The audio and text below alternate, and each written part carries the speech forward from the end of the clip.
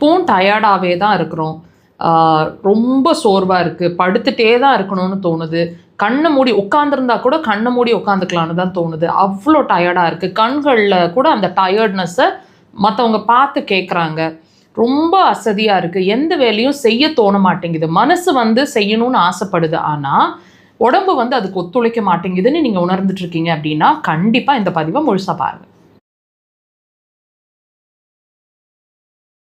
ஃபட்டீக், அதாவது extreme tiredness, எப்பவும் சோர்வாகவே தான் இருக்கிறோம், எப்பவும் ஒரு லோ ப்ரெஷரில் இருக்கிற மாதிரியே ஒரு நிலை இருந்துகிட்ருக்கு, ஒரு ஃப்ரெஷ்ஷாகவே இல்லை, என் மைண்டு க்ரியேட்டிவாக திங்க் பண்ண முடியல, மற்றவங்க மாதிரி என்னால் சுறுசுறுப்பாக இருக்க முடியல, 24 மணி நேரம் படுத்துகிட்டே இருந்தாலும் நல்லா தான் இருக்கிற மாதிரி இருக்குது, அப்பவும் எனர்ஜெட்டிக்காக இல்லை, நல்லா தூங்கி எந்திரிக்கிற மாதிரி இருக்குது, ஆனாலும் சுறுசுறுப்பாக இல்லை, இந்த மாதிரி நீங்கள் உணர்ந்துட்டுருக்கீங்க அப்படின்னா இன்னொரு விஷயத்தையும் நீங்கள் யோசிச்சுருப்பீங்க, நல்லா சாப்பிட்டு தான் இருக்கேன், வீட்டு உணவுகள், ப்ரோட்டீன் ரிச் ஃபுட்டு, மல்டிவிட்டமின்ஸு எல்லாமே நல்லா தான் எடுத்துகிட்டு இருக்கிற மாதிரி, அயர்ன் ரிச் ஃபுட்டும் நல்லா தான் எடுத்துகிட்டு இருக்கிற மாதிரி இருக்குது, ஆனாலும் இந்த டயர்ட்னஸ் எனக்கு மாறவே மாட்டேங்குது.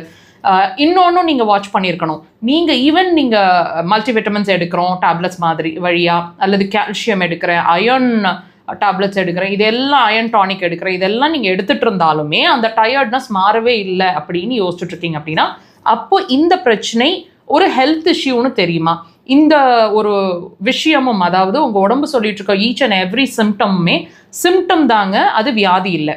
அந்த வகையில் இந்த டயர்ட்னஸ், இந்த ஃபட்டீகுமே கண்டிப்பாக இது வந்து ப்ராப்ளம் இல்லை, அதாவது ப்ராப்ளம் ரூட் காஸ் இல்லை, ப்ராப்ளமோட ரூட் காஸோட வெளிப்பாடு தான் இந்த டயர்ட்னஸ். எதோட ரூட் காஸாக இருக்கும், என்ன ப்ராப்ளமாக இருக்கக்கூடும் அப்படின்னா, நீங்கள் நல்ல உணவுகளை சாப்பிட்றீங்க, உங்கள் உடம்பு அதை கிரகிச்சுக்குதா, அதாவது அப்சார்ப் பண்ணிக்குதா அப்படின்னு உங்களுக்கு தெரியுமா? இது இல்லைங்கிறது தான் உங்களோட டயர்ட்னஸ்க்கு முக்கியமான ரீசன். இந்த வேலையை செய்யறது, அதாவது நம்ம பாடியில் வந்து absorption, major portion of the absorption நடக்கிற இடம் எதுன்னு கேட்டிங்கன்னா நம்மளோட சிறுகுடல். ஸோ இந்த சிறுகுடல் வந்து வீக் ஆகிட்டுருக்கு அப்படிங்கிறத தான் நமக்கு டயர்ட்னஸாக சொல்லிட்டு இருக்கு. நீங்கள் நல்லா வாட்ச் பண்ணி பாருங்கள், பாடி ஹீட் இருக்கிற மாதிரி இருக்கும், அடிவயிறு ஹீட் இருக்கிற மாதிரி, ஆம்பாட்டுகளில் ஹீட் இருக்கிற மாதிரி இருக்கும். அது மட்டும் இல்லை, நிறைய கேஸ் ஃபார்ம் ஆகிட்டு இருக்கிற மாதிரி, நிறைய சுருக்குன்னு பாடியில் அங்கங்கே கேஸ் பிடிக்கிற மாதிரியோ, அல்லது சிலருக்கு இப்படி தொட்டாலே கேஸ் ஏப்பம் வர்ற மாதிரியோ இந்த மாதிரி விஷயங்கள்லாம் இருக்கும். நிறைய இன்னும் மூட் ஸ்விங்ஸ் நிறையா இருக்கும், தலை மட்டும் சூடாக இருக்கிற மாதிரி இருக்கும், ஷோல்டர் பெயின் இந்த இடங்களில் தெரியும், இந்த மாதிரி நிறைய விஷயங்கள் இருக்குங்க. நாங்கள் ஃபிங்கர்ஸில் எண்ணக்கூடிய வகையில் சொல்லியிருக்கிறோம். தயவு செய்து இதுக்கு சம்மந்தப்படுத்தி ட்ரீட்மெண்ட்டை ப்ராப்பராக அக்குபஞ்சரை எடுங்க, டெஃபினட்டாக ரிசல்ட்.